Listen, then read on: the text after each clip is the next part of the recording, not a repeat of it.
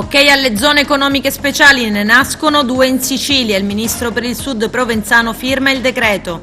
Un magazzino che produce imballaggi alimentari inghiottito dalle fiamme, evacuata tutta la palazzina, indagini in corso.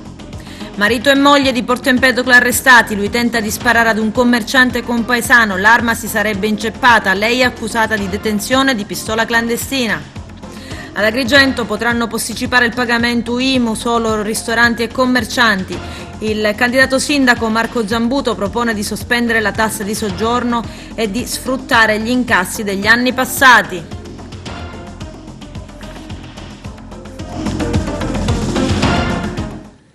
Bentrovati gentili telespettatori al nostro appuntamento con l'informazione. Oggi ok alle zone economiche speciali. Ne nascono 2 in Sicilia. Il ministro per il Sud e la coesione territoriale Giuseppe Provenzano ha firmato il decreto istitutivo. I dettagli con il nostro direttore Arturo Cantella. Approvate le ZES da parte del governo nazionale, le cosiddette zone economiche speciali.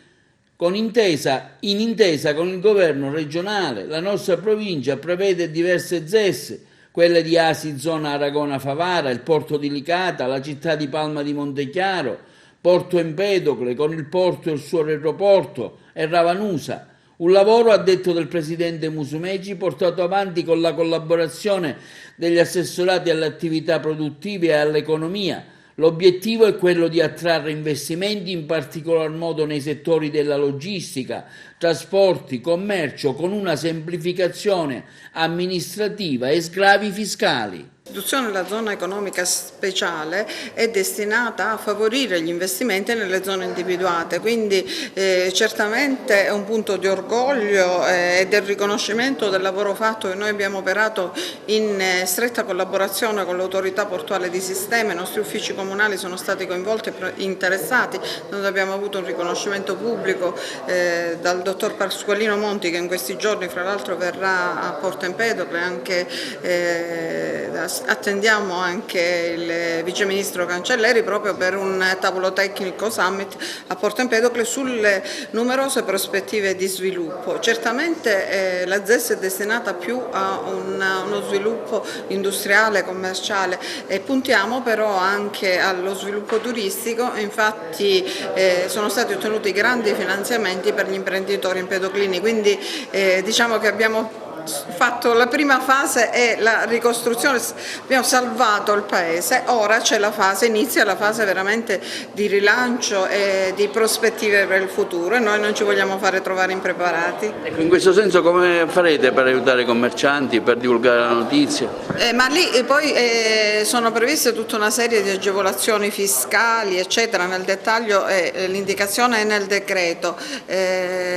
Naturalmente sarà una notevole attrattiva e una divulgazione che avverrà sempre in coordinamento con le autorità del territorio, cioè quindi con l'autorità portuale. Coinvolgeremo gli imprenditori, faremo un'opera di divulgazione anche delle potenzialità del nostro paese. Certamente il porto è il punto nodale di tutto lo sviluppo futuro in questa prospettiva, sia anche dalla prospettiva turistica, che noi sappiamo c'è un grosso accordo con le più grandi imprese crocieristiche mondiali, e dal punto di vista dello sviluppo industriale e commerciale. Dopo Covid si smuove qualcosa? Come? Il dopo Covid si smuove qualcosa anche sotto questo punto di vista crocieristico? Certamente noi puntiamo ad un turismo che sia anche letterario, puntando anche sui nostri scrittori con itinerari e percorsi. Fra l'altro siamo inseriti nel GAL e risultiamo ai primi posti proprio per i progetti presentati. Violento incendio in un deposito di imballaggi alimentari ad Agrigento in via Unità d'Italia. Indagini sono in corso alla ricerca della causa del rogo divampato all'interno di un magazzino a piano terra di una palazzina di 5 piani. I vigili del fuoco hanno lavorato incessantemente per domare le fiamme. Nel frattempo i carabinieri hanno precauzionalmente sgomberato lo stabile abitato da una ventina di famiglie. I funzionari dell'ufficio tecnico comunale stanno valutando l'agibilità della palazzina. Il nostro direttore Arturo Cantella. Un incendio è divampato ieri sera intorno alle 21 in via Unità d'Italia al Civico 77 incontrata a San Giuseppuzzo, all'interno dell'azienda Commersud, che commercializzava imballaggi di plastica, cartone e varie. A intervenire prontamente sono stati i vigili del fuoco di Agrigento, coadiuvati dal nucleo del radiomobile Carabinieri. Vista la vastità e l'intensità delle fiamme che si intravedevano a diversi chilometri di distanza, subito è stata evacuata la palazzina e i suoi abitanti messi in sicurezza. Nonostante siano trascorsi oltre 12 ore, stamani, come si vede dalle nostre immagini, c'era ancora fuoco nello scantinato del palazzo. I vigili ancora buttavano acqua con le pompe, in quanto le fiamme erano ancora indomate e il fumo nell'area estremamente pericoloso per chi si avvicinava nella zona. Anche un escavatore di una ditta privata che ha lavorato tutta la notte per fare dei buchi all'interno del muro di cinta del magazzino onde poter dare sfogo all'incendio. È anche intervenuto sul posto la protezione civile che con proprie autobotte aiutava nelle opere di spegnimento i vigili del fuoco. Stiamo completando l'operazione di spegnimento, purtroppo il locale ha un solo prospetto d'ingresso e quindi siamo costretti a realizzare dell'apertura laterale con un escavatore che ci ha messo a disposizione il comune in modo da accedere alla parte finale del magazzino che ancora brucia. Sono danni strutturali all'edificio? Sì, purtroppo penso proprio di sì. L'edificio dovrà essere sgombrato per ora e poi saranno fatte le verifiche. Comandante, com'è andata? Ci può raccontare un po', descrivere quello che è successo ieri sera? Ma ieri sera sono arrivate le squadre, credo che abbiano trovato il locale chiuso e le fiamme che uscivano dalle finestre, dalle saracinesche, e hanno attaccato l'incendio sin dall'inizio. C'era molto materiale depositato, quindi è stato abbastanza complesso avanzare da questa parete unica che è nella parte bassa piano piano per arrivare in fondo al fabbricato. Qual era l'attività che è un deposito di merci e materiali vari per usi alimentari per la gran parte. Si è capito la causa del rogo? No, questo è ancora da analizzare. Sì. Stiamo dando una mano ai vigili del fuoco. Quando si tratta di umanità uno non guarda né giorno né notte. Già da ieri, da mezzanotte che siamo qui, poi la protezione civile ci ha fatto andare via verso le 5 e poi ci ha richiamati per dare una mano d'aiuto. Ecco, che lavoro fa lei? Cosa state facendo praticamente? Noi con l'escavatore stiamo cercando di dare una via da dove entrare, diciamo, i vigili del fuoco per poter trattenere questa fiamma che da ieri sera non si può. E ancora c'è fuoco praticamente? Sì, c'è un po' di fuoco, però si stanno accertando del tutto. E quindi voi state facendo un altro buco per uscire? Sì. Stiamo dando questa mano d'aiuto, vediamo cosa c'è da fare, a disposizione. Un altro bosco della provincia di Agrigento rischia di essere gravemente devastato dopo quello di Montevago. Un rogo di notevoli dimensioni ha investito l'area che delimita il lago Arancio in territorio di Sambuca di Sicilia. Al lavoro vigili del fuoco e agenti del Corpo Forestale 2 Canadair provenienti dalla Mezzia Terme a Sambuca di Sicilia. Si temono conseguenze ambientali notevoli sulla macchia mediterranea.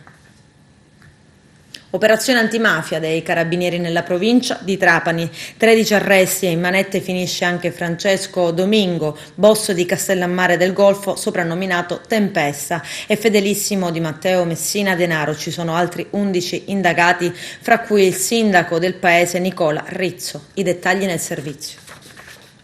I carabinieri del comando provinciale di Trapani hanno eseguito un provvedimento di arresto su richiesta della Procura della Repubblica e della Direzione Distrettuale Antimafia nei confronti di 14 esponenti della famiglia mafiosa di Castellammare del Golfo per associazione di tipo mafioso, estorsione, furto, favoreggiamento, violazione della sorveglianza speciale e altro, tutti i reati aggravati dal metodo mafioso. Operazione denominata Cutrara, denunciata a piede libero, altre 11 persone ed eseguite decine di perquisizioni, un grosso dispiegamento, 200 militari dell'arma supportati da unità navali, aeree e reparti specializzati come lo squadrone riportato Cacciatori di Sicilia, nonché unità cinofile per la ricerca di armi. Indagini coordinate dal procuratore Francesco Lovoi, dall'aggiunto Paolo Guido e dai sostituti di Leo e Dessì.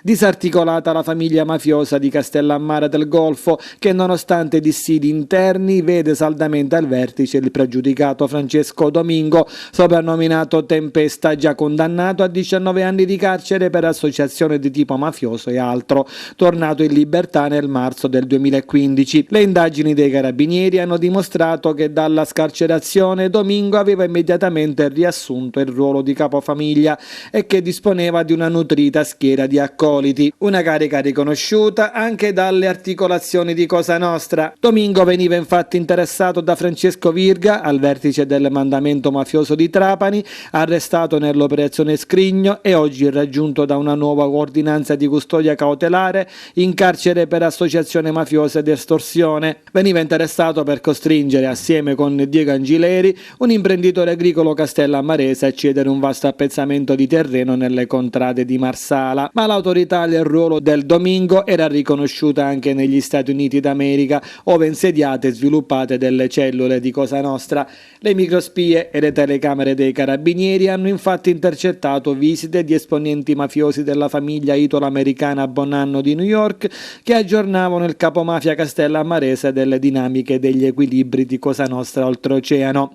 I mafiosi americani chiedevano a Domingo anche l'autorizzazione per interloquire con altri esponenti del mandamento di Alcamo, nonché veicolavano messaggi tra lo stesso e i sodali in America. In riferimento ai rapporti con Cosa Nostra statunitense, Domingo nell'estate del 2018 incontrava riservatamente anche il boss di Sciacca, Curzio Di Mino, arrestato a novembre dello scorso anno, e successivamente i suoi emissari.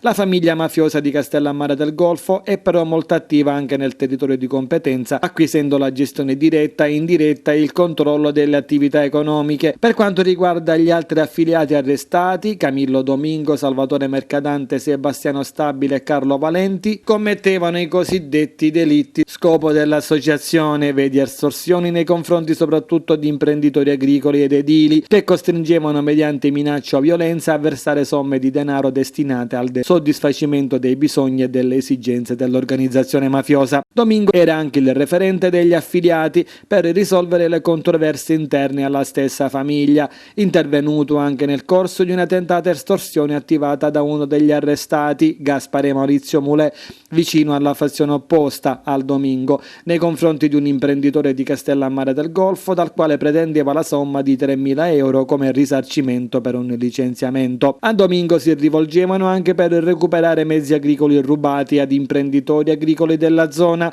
o per l'affidamento di lavori privati ad imprese vicine alla famiglia che così potevano foraggiare la cassa comune che provvedeva al sostentamento degli affiliati detenuti. Nell'ambito dell'operazione sono stati inoltre denunciati per vari reati, tutti aggravati dall'aver agevolato Cosa Nostra altre 11 persone. Nella stessa operazione i carabinieri hanno perquisito l'abitazione e l'ufficio del sindaco di Castellammare del Golfo Nicola Rizzo, destinatario di un avviso di garanzia e invitato a rispondere all'autorità giudiziaria. Su questa parte l'indagine è rimasta blindata e nulla trapela riguardo la contestazione mossa all'attuale primo cittadino castellammarese. Fra gli indagati anche un ex consigliere comunale, sempre di Castellammare del Golfo, che si era rivolto al Domingo per recuperare un mezzo agricolo che gli era stato rubato, nonché un avvocato ed ex consigliere comunale di Trapani che con Domingo e Francesco Virga avevano attuato un'estorsione ad un imprenditore agricolo. Questi i nomi degli arrestati, oltre al 64enne Francesco Domingo, l'83enne marsalese Diego Angileri,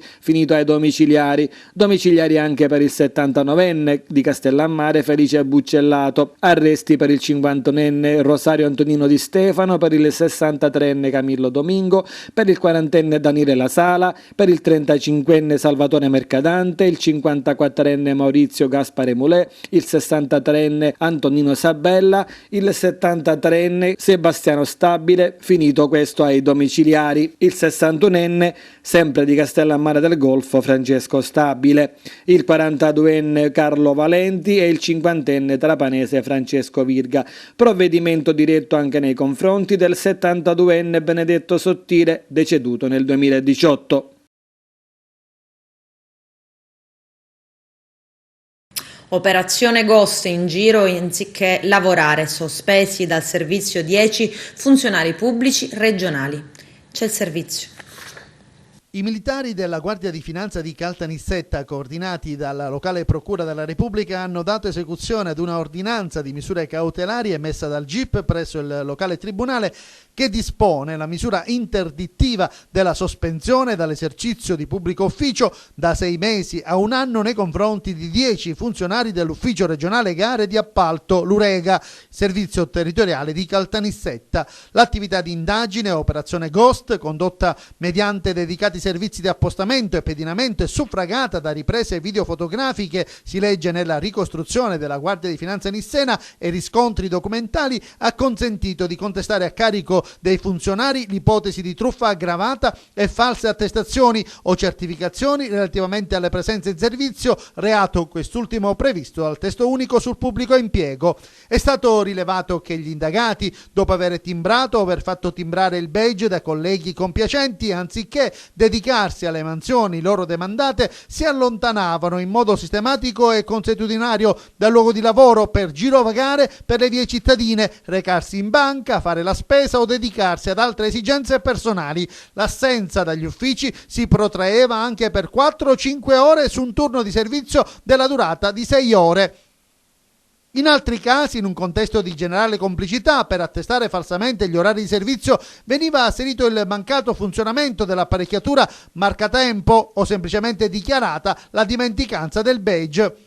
Oltre all'assenza ingiustificata e reiterata dal posto di lavoro, l'attività di indagine ha permesso di riscontrare anche l'inoperosità di buona parte dei dipendenti, che in varie occasioni e per diverso tempo sono stati filmati a stazionare nei corridoi dello stabile invece di adempiere alle incombenze lavorative. All'esito dell'attività investigativa, durata circa 1 anno, seguirà ora la quantificazione delle retribuzioni percepite indebitamente dai funzionari, la cui posizione sarà segnalata alla Corte dei Conti per il conseguente recupero. L'attività svolta testimonia il costante impegno della Guardia di Finanza nel contrasto al fenomeno dell'assenteismo e alle altre condotte che, violando valori normativi ed etici, incidono negativamente sul buon andamento della pubblica amministrazione a discapito del servizio che deve essere reso ai cittadini e a danno della collettività. Si presenta come un rompicapo il duplice omicidio dei fratelli canicattinesi Calogero e Filippo La Monaca, imprenditori agricoli, avvenuto in campagna in territorio di Caltanissetta. 30 anni fa era stato ucciso il fratello maggiore Antonio. Vediamo.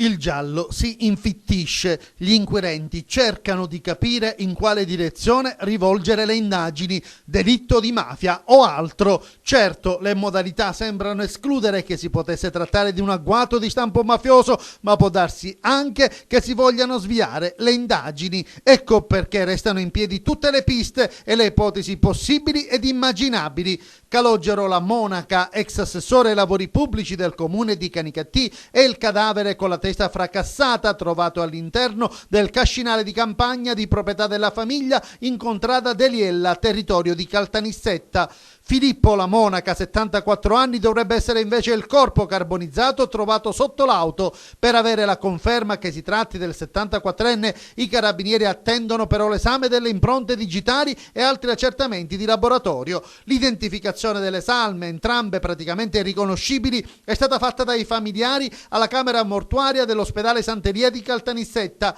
I 2 cadaveri sono stati trovati a circa 100 metri di distanza l'uno dall'altro. Il corpo di Calogero La Monaca era riverso per terra all'interno del cascinale con la testa fracassata. Poco distante alcune pietre ancora sporche di sangue, quelle utilizzate, secondo gli investigatori, per uccidere l'imprenditore. I carabinieri del nucleo investigativo del comando provinciale di Caltanissetta stanno, con il coordinamento dei sostituti Nadia Caruso e Stefano Strino della Procura Nissena, cercando di ricostruire con certezza categorica tutte le abitudini e gli ordinari spostamenti dei fratelli che conducevano una vita normale. Anche domenica nel pomeriggio di consueto si erano recati in campagna per dar da mangiare agli animali. Allarmati dal loro ritardo, i familiari hanno contattato i carabinieri, che contemporaneamente erano stati allertati attorno alle 22 dai residenti della zona, che avevano visto un'auto in fiamme, quella sotto la quale è stato trovato il cadavere, che dovrebbe essere di Filippo La Monaca. I carabinieri, guidati dal comando provinciale, il colonnello Baldassare Dedone guida le indagini, al momento non escludono alcuna pista. I carabinieri del RIS di Messina hanno passato al setaccio l'intera area. La procura di Caltanissetta nelle prossime ore disporrà l'autopsia su entrambe le salme, che potrà fornire risposte certe su quello che al momento appare come un rompicapo. Gli inquirenti stanno ancora scandagliando le vite delle due vittime. Calogero era stato assessore comunale ai lavori pubblici del comune di Canicattì 20 anni fa. Proprio in quel periodo un incendio doloso aveva prima distrutto la sua casa di campagna, poi un anno dopo la sua auto parcheggiata al centro del paese. Un delitto di cui nessun pentito ha mai parlato, uno di quei fatti di sangue, il primo di una lunga serie avvenuti dopo l'omicidio del giudice Rosario Livatino, che ha rotto gli equilibri tra Cosa Nostra e Stid a Canicattì. Erano passati 2 giorni dal Natale del 1990 e a 2 passi dalla sua abitazione, nei pressi di via Tenente Colonnello La Carruba, veniva ucciso Antonio La Monaca, 49 anni, imprenditore agricolo. In pochi minuti sul luogo del delitto si era creato un capannello di persone e i carabinieri avevano fatto fatica a contenere la folla, curiosa ma allo stesso tempo impaurita. La vittima stava rientrando a casa quando è stata raggiunta da un comando di killer che hanno esploso diversi colpi, uccidendo l'uomo sotto agli occhi della moglie che lo stava aspettando.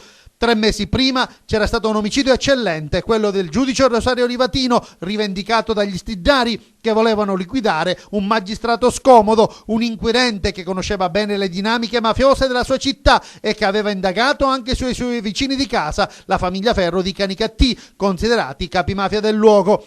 Un delitto che ha fatto molto rumore è quello avvenuto sulla statale 640 in contrada Casena, al quale sembrano essere collegati anche i morti ammazzati nella cruenta guerra di mafia tra Cosa Nostra e Stid.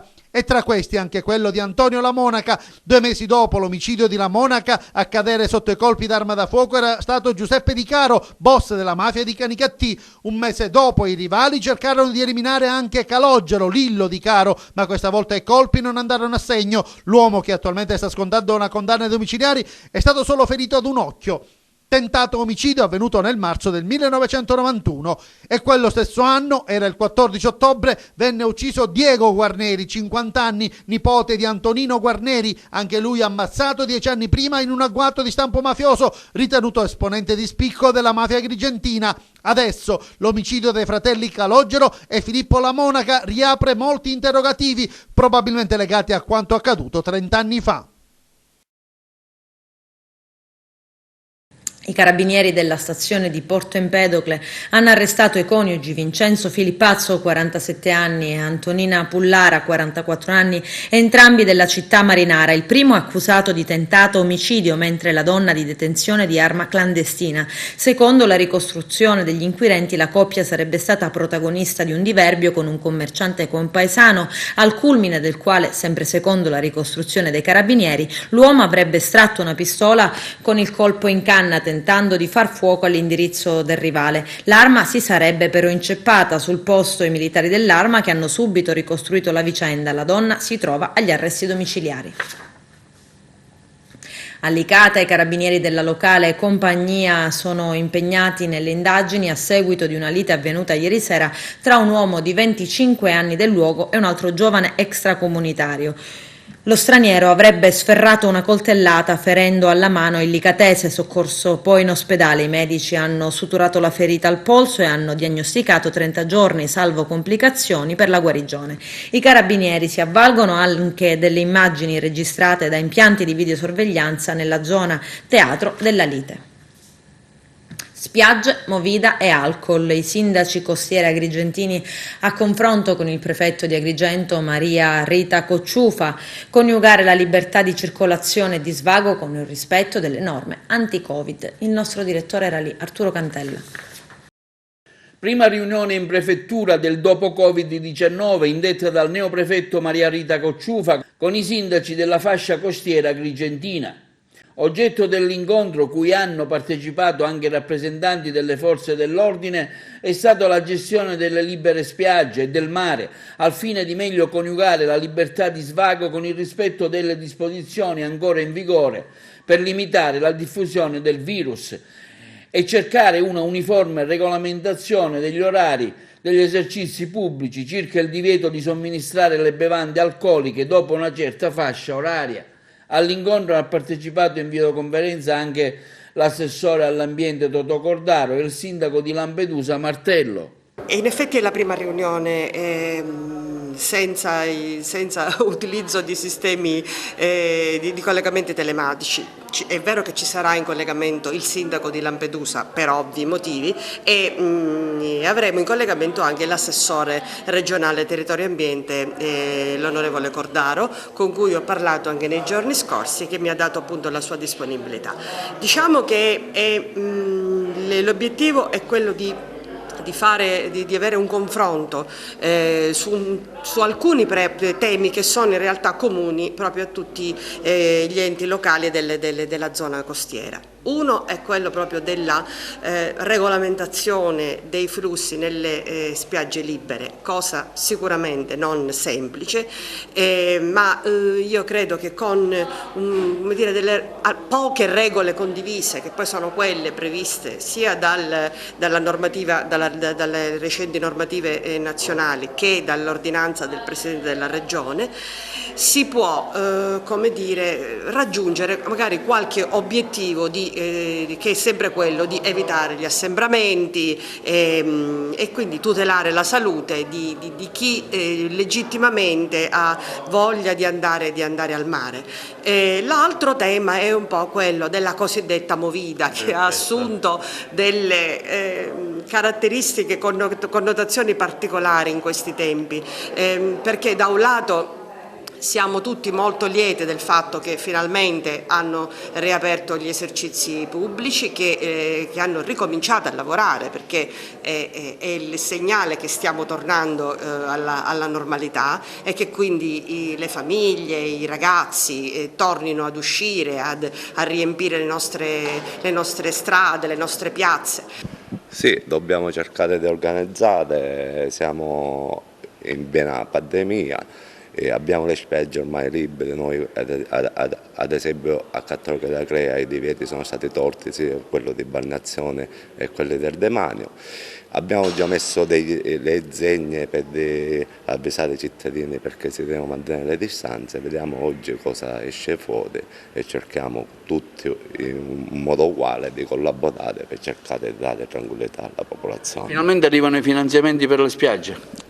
Sì, ormai tutti i pareri ci sono. Una settimana fa abbiamo avuto della via tutti i pareri, la votazione di Gidenza, ormai la gara è stata fatta, è tempo di fare i contratti e portiamo questa bellezza naturale alla comunità.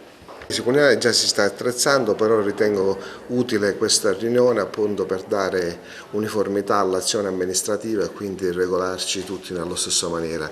Noi per quanto concerne la spiaggia libera già ci stiamo organizzando con i tabelloni per informare la cittadinanza come e coloro che vengono da fuori in che modo si devono comportare, e comunque anche stiamo pianificando proprio letteralmente la spiaggia con dei paletti prevedendo la distanza prevista dalla legge. Allora, noi a partire da ieri è iniziata l'operazione Mare Sicuro. L'operazione Mare Sicuro, come è noto a tutti, è un'operazione che si prefigge quale scopo principale la salvaguardia della vita umana in mare, l'assistenza ai bagnanti e al controllo di tutte le attività turistico-balneari e ludico-ricreative. Quindi anche ovviamente connesse. E all'interno di questa attività di controllo che noi svolgiamo da anni, quest'anno ovviamente si inserisce in maniera ovviamente importante anche l'aspetto legato al controllo del contrasto e il contenimento all'epidemia. Noi ci inseriamo con un concorso funzionale con le altre forze di polizia e quindi nell'ambito dei nostri controlli cercheremo ovviamente di far rispettare quelle che sono le norme che saranno dettate oggi anche in particolare attraverso questo comitato in relazione appunto al distanziamento sociale e a tutte le altre norme che la Regione Sicilia ha già emanato o che sono in corso di emanazione. 3 nuovi positivi e un morto per Covid negli ultimi 3 giorni in Sicilia. Nell'Agrigentino invece la situazione resta immutata. Vediamo. Questo è il quadro riepilogativo della situazione nell'isola negli ultimi 3 giorni, aggiornato alle 15 di lunedì in merito all'emergenza coronavirus, così come comunicato dalla Regione Siciliana all'unità di crisi nazionale. Dall'inizio dei controlli, i tamponi effettuati sono stati 180.327, più 4.094 rispetto a venerdì 12 giugno, su 150.982 persone. Di queste sono risultate positive 3.458, ieri 3 casi nuovi di positività al Covid-19. Mentre attualmente sono ancora contagiate 805 persone, 2.373 sono le persone guarite, 280 le persone decedute. Degli attuali 805 positivi, 34 pazienti sono ricoverati, di cui 4 in terapia intensiva, mentre 771 sono in isolamento domiciliare. Intanto non c'è stato nessun nuovo caso di coronavirus nell'Agrigentino, sono 212 i tamponi eseguiti ieri in provincia di Agrigento che hanno dato esito negativo, è quanto emerge dal report diffuso in serata dall'ASP. I numeri rimangono fermi, 128 le persone che dall'inizio della pandemia sono risultate contagiate, 110 quelle che sono guarite, 14 le vittime. Attualmente ci sono 4 persone in quarantena obbligatoria, mentre nessuna risulta ricoverata in ospedale. Questa la divisione degli attuali positivi nelle varie province: Agrigento 32, Caltanissetta 10, Catania 398, Enna 8, Messina 119, Palermo 217, Ragusa 7, nessun caso di positività a Siracusa, Trapani 14. Il prossimo aggiornamento avverrà domani, ricorda la Presidenza della Regione Siciliana, che raccomanda di attenersi scrupolosamente alle indicazioni fornite dal Ministero della Salute per contenere la diffusione del virus. Il vaccino batte il Covid. Il Ministero della Salute organizzerà la campagna di vaccinazione a partire da novembre. Carmelo Lentini.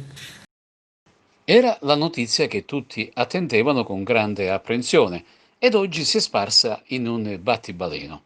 Entro la fine dell'anno 400 milioni di dosi di vaccino contro il Covid-19 arriveranno anche in Italia, che nasce dalla collaborazione tra la IRBM di Pomezia e alcuni laboratori dell'Università di Oxford. Italia, Francia, Germania e Olanda hanno controfirmato il contratto con AstraZeneca, l'azienda farmaceutica che sta lavorando al vaccino di Oxford, già in fase di sperimentazione da alcune settimane. Il vaccino di AstraZeneca è quello in fase 2 di sperimentazione più avanzata. Lo stanno provando su 10.000 volontari. Rispetto agli altri gruppi che lavorano sullo stesso obiettivo, hanno almeno 6 mesi di vantaggio. Dunque Italia, Germania, Francia e Olanda sono stati scelti come apripista perché tutti questi paesi hanno capacità produttiva di vaccini. La forza trainante del gruppo però sono Italia e Germania. AstraZeneca ha preso un impegno di produrre 2 miliardi di dosi con l'obiettivo di avere un accesso ampio, equo e senza alcun profitto durante la fase della pandemia. Il costo del vaccino sarà di pochissimi euro per distribuirlo. I primi a ricevere il vaccino contro il coronavirus saranno il personale sanitario, le categorie a rischio per età oppure patologie ed i militari e le forze dell'ordine. Le prime dosi, se gli studi clinici arriveranno in fondo, saranno somministrate tra novembre e dicembre. Poi pian piano toccherà a tutti gli altri. Andranno ovviamente organizzati i servizi sanitari, centri vaccinali e medici di famiglia per coprire più rapidamente possibile la popolazione. Ma il vaccino non sembra più un miraggio lontano per mettere fine all'emergenza sanitaria. Esami di maturità al via da domani mattina ai colloqui individuali degli studenti che sostituiscono le tradizionali prove scritte e il colloquio orale. La Polizia di Stato lancia la campagna anti-bufale e fake news. Vediamo. Sono 4.373 gli studenti agrigentini che domani alle 8.30 cominceranno l'esame di maturità, un esame diverso vista l'emergenza sanitaria determinata dal coronavirus, un esame di Stato che prevede, sostituendo le classiche prove, un colloquio orale di circa 60 minuti. I candidati dovranno dichiarare l'assenza di sintomi e non essere in stato di quarantena o in isolamento domiciliare negli ultimi 14 giorni. Dovranno presentarsi 15 minuti prima dell'orario di convocazione e il candidato dovrà lasciare immediatamente dopo l'edificio scolastico dove ha svolto la sua prova. Sia il candidato che l'eventuale accompagnatore devono indossare per tutto il tempo della permanenza all'interno della scuola una mascherina chirurgica. Durante il colloquio, qualora lo studente lo ritenesse necessario, potrà abbassare la mascherina, ma dovrà stare ad almeno 2 metri di distanza dalla commissione d'esame. I candidati esterni sono complessivamente 598 e dovranno sostenere l'esame di idoneità a partire dal 10 luglio. I promossi accederanno all'esame di Stato previsto a settembre. Sono 119 le commissioni d'esame già costituite che si sono riunite da ieri in seduta plenaria.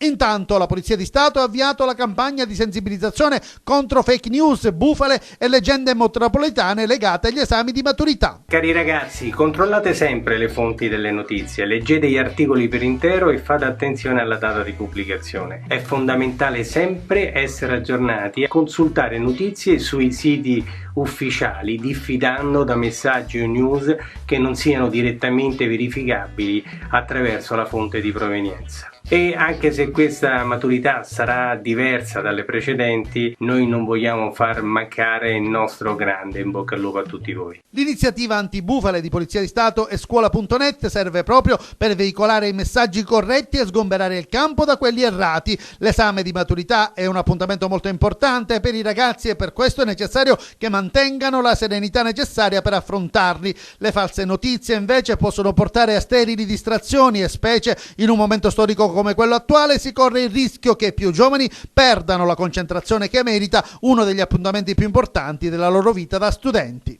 IMU differenziata, ovvero spostata nel tempo, solo per ristoratori e commercianti, non il singolo cittadino, è quanto approvato dal Consiglio Comunale di Agrigento ieri sera ad appena 24 ore però dalla scadenza dell'acconto e quando in molti hanno già pagato. Di fatto è passata la proposta della Giunta Comunale mentre è stato bocciato l'emendamento del consigliere Marco Vullo che aveva chiesto il differimento anche per i singoli cittadini. Lo ha intervistato il nostro direttore Arturo Cantella.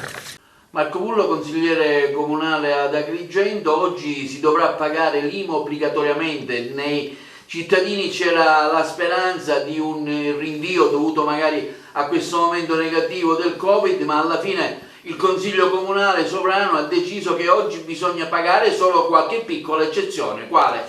Sostanzialmente ennesima beffa. O per meglio dire, l'ennesima occasione persa per un consiglio comunale che aveva l'occasione, tramite un emendamento a mia firma, di dare una risposta a tutta quella fetta di città che si trova in difficoltà economica, anche e soprattutto da tutti gli eventi che sono stati causati dalla pandemia, che non è ancora alle spalle, anzi siamo proprio in piena emergenza e crisi economica, e il consiglio comunale, non tutto il consiglio comunale, la maggioranza di Firetto ha seguito, diciamo così, l'indicazione del sindaco, cioè non dare l'opportunità, perché il mio emendamento prevedeva questo, ai cittadini privati, possessori di seconde abitazioni, di avere un piccolo slittamento della rata di pagamento, cioè al 16 di agosto. Invece questo Consiglio Comunale, nella maggioranza degli uomini di Firetto, ha detto no, ha tacciato l'emendamento come impossibile da votare, mentre si dava realmente l'opportunità ai tanti cittadini che aspettavano questo provvedimento di poter rinviare il pagamento, avendo l'opportunità di investire anche nel tessuto economico della città questa importante, diciamo, risorsa economica. Che cosa succede? Il Consiglio Comunale approva lo slittamento dell'IMU solo ed esclusivamente per quelle attività commerciali e noi abbiamo votato, noi siamo d'accordo in questo, attività commerciali che però dovranno dimostrare presso gli uffici comunali la loro impossibilità di aver avuto economia e quindi reddito. Tutto questo mi lascia una profonda amarezza. C'era un'opportunità. Non è possibile trasformare il Consiglio Comunale in un talk show perché qualcuno distoglie l'attenzione attraverso delle note stampa o attraverso dei messaggi che sono assolutamente sbagliati. La verità sta in un fatto. Il Consiglio Comunale ieri aveva l'opportunità di dare un po' di respiro ai cittadini e ha negato questa opportunità. Ovviamente non l'ha negata nel suo complesso, perché noi consiglieri di opposizione insieme ad altri colleghi come la Carlisi, la Galvano, il consigliere Picone, il consigliere Vaccarello, noi abbiamo detto sì a questa importante possibilità. Invece i colleghi di opposizione del gruppo Firetto hanno tacciato come un emendamento impossibile da votare. Non abbiamo dato l'opportunità alla città di rinviare questo pagamento che era solamente un aiuto, un sostegno, un segnale forte. Quindi che cosa fa il sindaco? Da un lato, un mese e mezzo fa, dava i pacchi buoni spesa alle famiglie bisognose, e invece a un mese e mezzo di distanza si dimentica che ancora c'è questa sofferenza in città. E allora, con una mano diamo e con l'altra togliamo. Non è giusto, non è corretto. Il candidato sindaco di Agrigento Marco Zambuto propone la soppressione della tassa di soggiorno turistico ad Agrigento per i prossimi 2 anni. Zambuto spiega opportuno esentare i turisti dal pagamento della tassa di soggiorno nella città dei templi, rendendo di conseguenza l'offerta turistica e ricettiva più attraente e vantaggiosa. Nel frattempo, aggiunge Zambuto, occorre discutere di quanto ricavato finora dal pagamento di questa tassa con le associazioni di categoria. Guardate, queste sono le foto pervenute da un telespettatore alla nostra redazione. Siamo abituati a vedere angoli di città sfregiati, ma c'è qualcuno che fortunatamente ancora si indigna e si arrabbia nel vedere vandalizzati gli spazi pubblici. Questa è l'area giochi di San Leone, frazione balneare di Agrigento. Ci si lamenta del poco che si ha e quel poco che esiste viene sistematicamente rovinato da qualche incivile. Adesso c'è la pubblicità, a tra poco, vi aspetto. 170 chilometri da Gela ad Agrigento e da Agrigento a Castelvetrano, e con questi chilometri che si permetterebbe di chiudere un ipotetico anello autostradale che metterebbe in condizioni di circunnavigare l'isola in maniera più rapida, più sicura, più funzionale al lavoro, al turismo, allo sviluppo. I sindaci agrigentini hanno firmato un appello al Ministro delle Infrastrutture e Trasporti e ai vertici dell'ANAS per sollecitare il finanziamento relativo alla conclusione di quest'anello autostradale. Vediamo. Una lettera è stata inviata dai sindaci dell'Agrigentino con primo firmatario il sindaco di Ravanusa, Carmelo D'Angelo, indirizzata al Ministro delle Infrastrutture e dei Trasporti, onorevole Paola De Micheli, e ai vertici generali dell'ANAS come il dottor ingegner Valerio Mele. L'oggetto della lettera da parte dei sindaci, rappresentanti di un territorio che non solo per latitudine si trova nel profondo sud d'Europa, chiedono di riconoscere alla Sicilia le infrastrutture che per troppi anni sono state negate. È indubbio che dopo un lungo periodo di emergenza e di crisi, affermano i sindaci, il nostro Paese debba avviare un percorso di ripresa e di crescita economica, prioritaria nell'agenda del governo. Deve essere una nuova questione meridionale che punti a ridurre il divario infrastrutturale tra il nord e il sud dell'Italia. Ministero delle Infrastrutture e ANAS dovranno occuparsi della realizzazione di un'opera viaria attesa da decenni e mai realizzata, la chiusura dell'anello autostradale siciliano, la realizzazione di un tratto autostradale che va da Gela a Castelvetrano, se non si vuole abbandonare questo territorio al proprio destino e mettere il sigillo a un'umiliazione che la nostra provincia continua a subire da anni per la mancanza di una programmazione seria ed efficace, afferma D'Angelo, soprattutto nel settore delle infrastrutture, e che non è più rinviabile. Noi sindaci del territorio agrigentino non vogliamo essere i correi di un tracollo infrastrutturale della Sicilia e non possiamo permettere che rimanga questa arretratezza infrastrutturale che determina un atavico isolamento delle province di Trapani, Agrigento e Caltanissetta. L'autostrada tra Gela e Castelvetrano è una struttura strategica per la Sicilia e sebbene possa apparire periferica per l'Europa, a noi piace rappresentarla come un'infrastruttura centrale nel Mediterraneo che mette in collegamento i 2 aeroporti di Comiso e Birgi, liberando dal traffico la Valle dei Templi di Agrigento, patrimonio dell'UNESCO. Nel suo nuovo tracciato non interferisca con il traffico urbano di molti paesi e città della riviera agrigentina. Ci piace credere che in questa fase storica anche la provincia di Agrigento possa realmente uscire dal disagio viario e dal ritardo infrastrutturale in cui versa con la programmazione, la progettazione esecutiva e la realizzazione dell'autostrada Gela-Castelvetrano, Vogliamo pensare, sostengono i sindaci, che l'Italia non sia solo Genova e che l'interesse del governo nazionale nella realizzazione di opere stradali non si fermi solo a Reggio Calabria. Chiediamo quindi, signor Ministro, il suo impegno concreto e fattivo che ella vorrà assumere nel corso di un incontro con i sindaci, con noi sindaci, quali crediamo ancora nel tricolore che indossiamo e ogni giorno continuiamo a essere, per dirla con le parole del Presidente Conte, delle vere e proprie sentinelle nella nostra Italia. Azzerata la squalifica del presidente dell'Acragas Calcio Castronovo, Carmelo Lentini. Aveva subito una pesante squalifica di 15 mesi e oltre 500 euro di ammenda inflitta dal Tribunale Federale Territoriale e relativa alla scorsa stagione, quando il presidente Giovanni Castronova ricopriva la carica di presidente della società Parmonval. In poche parole, Castronovo avrebbe dovuto scontare la squalifica fino al 31 maggio del 2021. Una sentenza che fortunatamente è stata rivista e corretta dalla Corte Federale d'Appello, sezione prima, che accoglie il reclamo del giocatore, allora della Parmonval, Colley Ansumana, e dell'allora presidente della Parmonval, Giovanni Castronovo, e della stessa società di Partanna Mondello. Di contro è stata comminata una sospensione dell'attività arbitrale al signor Christian De Caro di Licata. I fatti risalgono alla scorsa stagione e interessava una finale regionale del campionato juniores tra Camaro e Parmonval, con protagonista, secondo quanto accertato dalla Corte Federale d'Appello, l'arbitro Christian De Caro di Licata, il quale aveva tenuto un comportamento discriminatorio nei confronti del calciatore palermitano Colley Ansumana. Adesso è stata azzerata del tutto la squalifica al presidente Giovanni Castronovo, che ritorna in carica alla guida dell'Acragas.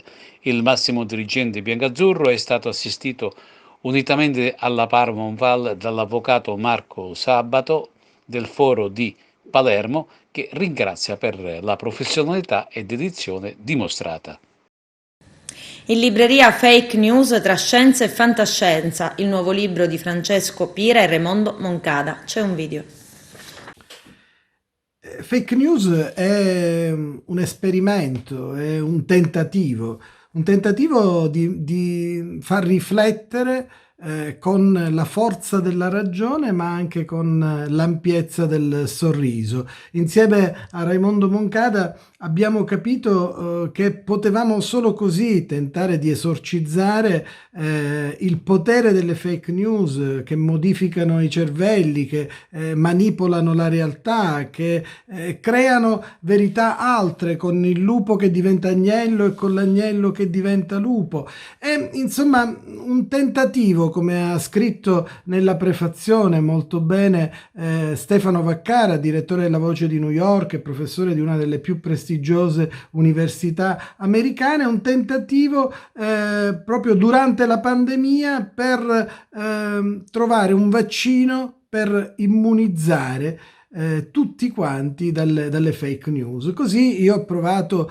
a dire, dopo anni di ricerche, quale è la mia posizione, ma soprattutto come si può fare per dribblare le fake news, ed invece Raimondo ha fatto tutto un altro tipo di lavoro, ha giocato con le fake news facendoci comprendere che oggi è un fenomeno, quello della disinformazione, che colpisce tutti e tutti noi possiamo costantemente condividere tutto e il contrario di tutto. Lo facciamo attraverso delle cascate informative che ci arrivano e che noi pensiamo sono magicamente vere, e quindi le condividiamo e ci rendiamo anche protagonisti ed attori di una non verità che può sembrare verità. Insomma, è questa la cosa che abbiamo voluto fare.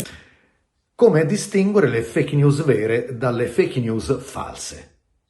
Ecco, questo è un interrogativo che qualcuno si potrebbe porre prima di prepararsi alla lettura del libro che ho scritto con Francesco Pira, Fake News, manuale semiserio di sopravvivenza contro le bufale. Ma non è così.